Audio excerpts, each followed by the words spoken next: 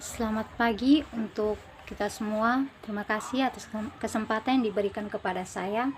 Perkenalkan, nama saya Sofiani Yasinta Mimi, NIM 17030300080,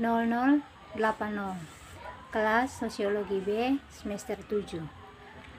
Di sini saya akan mempresentasikan materi ke-9 dengan judul Korupsi Kewirausahaan dan Kesejahteraan Sosial. Pertama, kita kenali dulu pengertiannya. Korupsi atau rasuah adalah tindakan penjabat publik, baik politisi maupun pegawai negeri, serta pihak lain yang terlibat dalam tindakan itu yang secara tidak wajar dan tidak ilegal menyalahgunakan kepercayaan publik yang dikuasakan kepada mereka untuk mendapatkan keuntungan sepihak. Wirausaha adalah orang yang melakukan aktivitas wirausaha yang dicirikan dengan pandai atau berbakat mengenali produk baru, menentukan cara produk baru, menyusun manajemen operasi untuk pengadaan produk baru, memasarkan serta mengatur permodalan operasinya. Baik, kita masuk di tantangan besar kesejahteraan sosial. Bangkitnya negara kesejahteraan. Negara kesejahteraan dikonseptualisasikan sebagai negara yang berkomitmen untuk memodifikasi permainan kekuasaan sosial atau pasar untuk mencapai kesejahteraan yang lebih besar. Lindbeck mendefinisikan negara kesejahteraan sebagai memiliki berbagai jenis pro-publik, grant disubsidi oleh keuangan publik. Pemerintah dapat menciptakan bantuan sosial untuk grant dan asuransi untuk membuat mereka yang membutuhkan, dan sebagian besar program ini menyediakan layanan terkait perawatan kesehatan, pengasuh anak, pendidikan, jaminan sosial, dan layanan untuk tua. Perluasan program kesejahteraan terutama terjadi selama tahun 1960-an dan 1970-an di hampir semua negara industri. Tetapi program kesejahteraan tetap ada cenderung kecil dalam jumlah dan cakupan di banyak negara berkembang. Pembangunan negara kesejahteraan sosial dikaji melalui 3 lensa ilmiah utama: teori modernisasi politik atau teori yang berpusat pada negara, dan teori sumber daya. Teori modernisasi berfokus pada perkembangan sejak itu meningkatkan ketentuan negara kesejahteraan. Politik atau berpusat pada negara bagian. Teori berfokus pada pentingnya peran negara. Terakhir, teori sumber daya berfokus pada struktur kelas dalam masyarakat dan petisi atas akses ke sumber daya yang tersedia. Terlepas dari lensanya, tujuan utama negara kesejahteraan adalah menciptakan jaringan pengamanan sosial atau perlindungan bagi orang anggota masyarakat dengan fokus untuk memenuhi kebutuhan dasar anggota masyarakat. Namun, kritik terhadap kesejahteraan negara berpendapat bahwa negara kesejahteraan merongrong tanggung jawab keluarga dan masyarakat dan juga mengganggu pasar. Mengikuti jalur negara maju, banyak negara berkembang dan bermunculan ekonomi telah mengadopsi kebijakan kesejahteraan, tetapi efektivitas negara sebuah penyediaan layanan semakin diawasi. Dalam sejarah belakangan ini, banyak negara maju telah berpindah dari situasi kesejahteraan menuju kesejahteraan masyarakat. Perbedaan antara ini adalah peran pemerintah. Pemerintah memainkan peran utama dalam negara kesejahteraan, sementara sektor swasta terlibat dalam masyarakat yang sejahtera.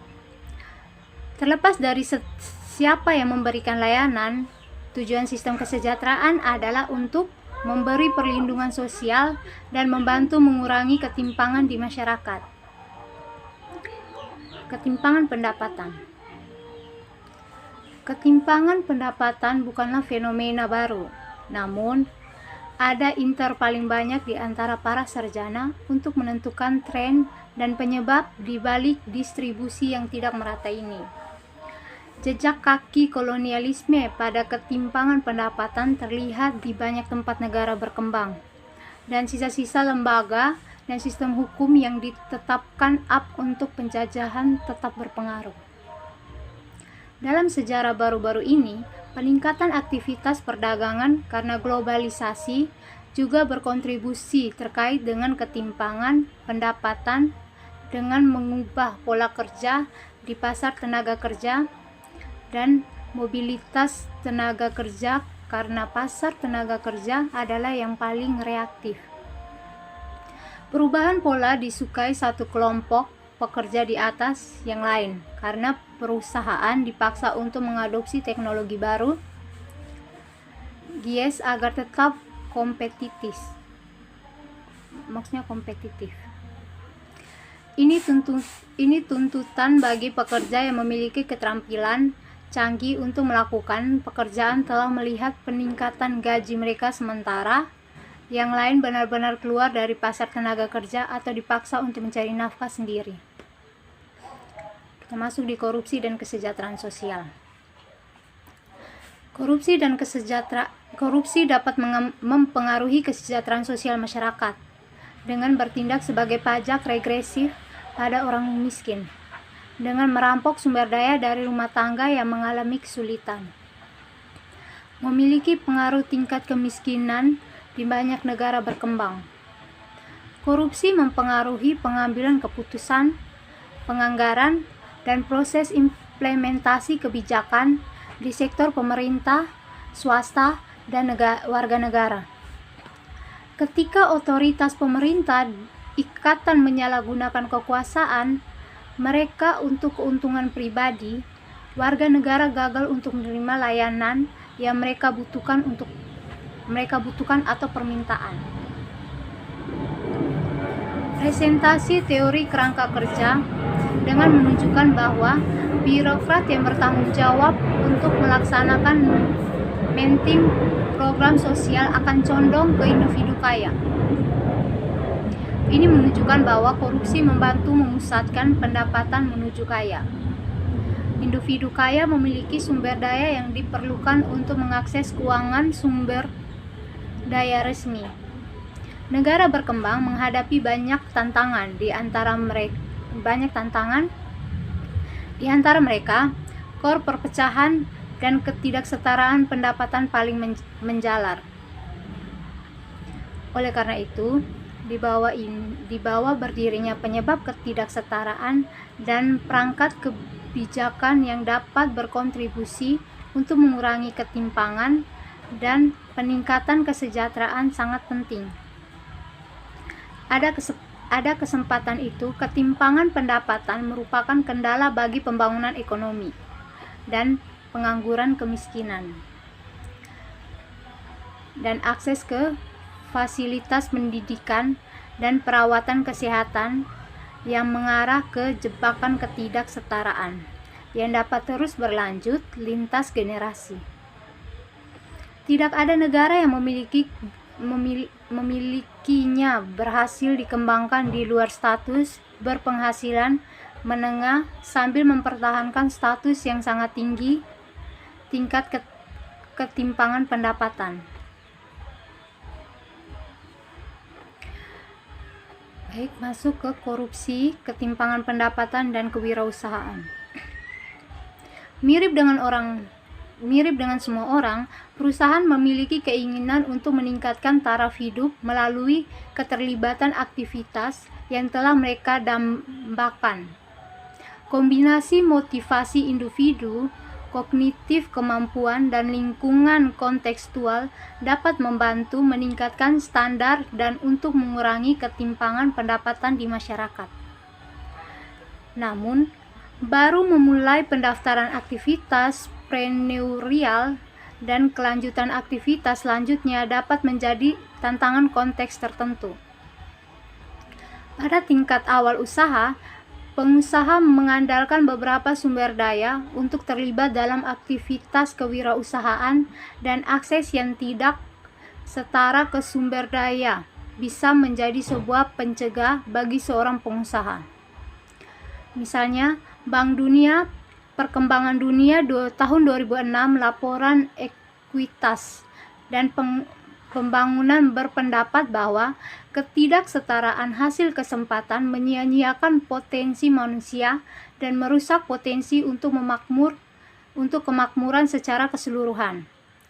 Untuk misalnya individu yang berada di lingkungan peraturan yang luas, perpecahan perusahaan dapat merugikan pengusaha yang tidak memiliki akses ke sumber daya yang memadai. Untuk seorang pengusaha, keduanya modal manusia dan sumber daya keuangan penting. Dalam kasus seorang pengusaha dengan sumber daya manusia yang lebih sedikit, potensi penghasilan rendah akan mengambil perusahaan berkualitas rendah, kegiatan preneurial karena biaya peluangan rendah, dan membantu memenuhi kebutuhan mereka kebutuhan dasar. Selain itu, pengusaha individu dalam kelompok berpenghasilan rendah akan harus membayar untuk mengatasi peraturan yang luas ini. Mereka juga akan membayar lebih tinggi proporsi pendapatan mereka dibandingkan individu kelompok berpenghasilan tinggi. Terlepas dari motivasi, ketimpangan pendapatan dapat menjadi faktor deterministik karena menentukan akses ke sumber daya yang diperlukan untuk kegiatan kewirausahaan, dan sumber kesejahteraan dapat mengurangi beberapa kendala yang ditimbulkan oleh ketimpangan pendapatan. Literatur yang ada menunjukkan hasil yang beragam terkait dengan kesejahteraan, kewirausahaan, dan aktivitas ekonomi. Tujuan dari program kesejahteraan adalah menjadi sebuah jaringan pengamanan sosial yang secara teori dapat membebaskan orang untuk menginvestasi modalnya dan bahkan mengambil risiko seperti memulai bisnis dengan keamanan yang tidak perlu mereka bayar. Kebutuhan dasar seperti pendidikan, perawatan kesehatan yang akan disediakan untuk umum ini di banyak tempat tidak berjalan seperti semula. Sekian dan terima kasih.